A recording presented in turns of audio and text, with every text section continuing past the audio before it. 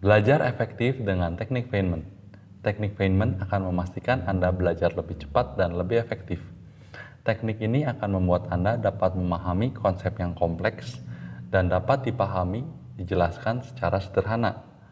Richard Feynman adalah seorang fisikawan Amerika yang terkenal. Ia dianggap sebagai salah satu fisikawan yang paling berpengaruh dalam sejarah.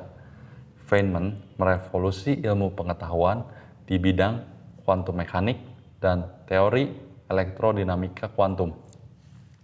Dia memenangkan hadiah Nobel pada tahun 1965 pada bidang fisika partikel.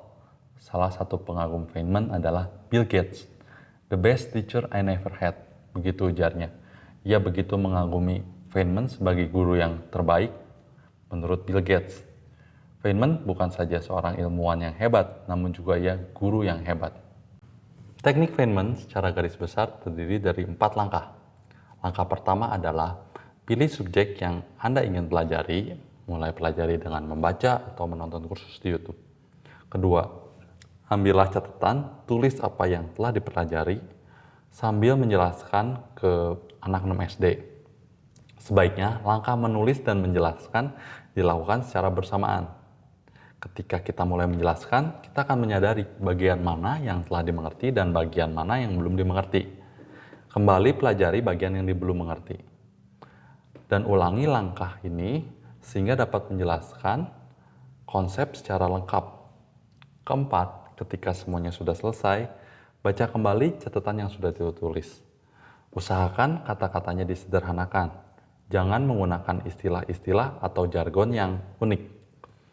Jika masih sulit dimengerti ketika menjelaskan dengan sederhana, berarti Anda belum mengerti sepenuhnya. Kembali ke langkah pertama hingga Anda dapat menjelaskan secara sederhana. Ada perbedaan antara mengetahui dan memahami suatu konsep. Jika kita kesulitan menjelaskan suatu konsep yang kita ketahui, artinya kita baru mengetahui dan belum sampai memahami. Ketika kita dapat memberikan penjelasan secara utuh dan mudah dan bisa dimengerti bahkan oleh orang yang tua ataupun anak-anak, artinya pemahaman kita sudah baik. The first principle is that you must not fool yourself, and you are the easiest person to fool. Kadangkala kita merasa memahami sesuatu, tetapi begitu menjelaskan kita sulit untuk dapat menjelaskan.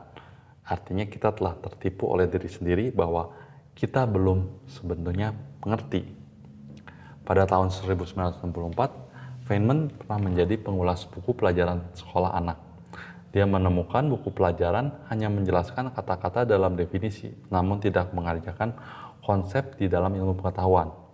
Pelajaran yang diajarkan sekolah biasanya terlalu kaku, sehingga tidak memberikan ruang untuk trial and error.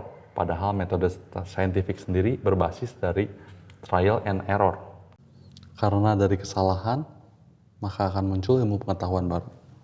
Ya, sekian dan terima kasih telah menyaksikan. Jangan lupa di like, di share, dan lalu dipukul tombol subscribe.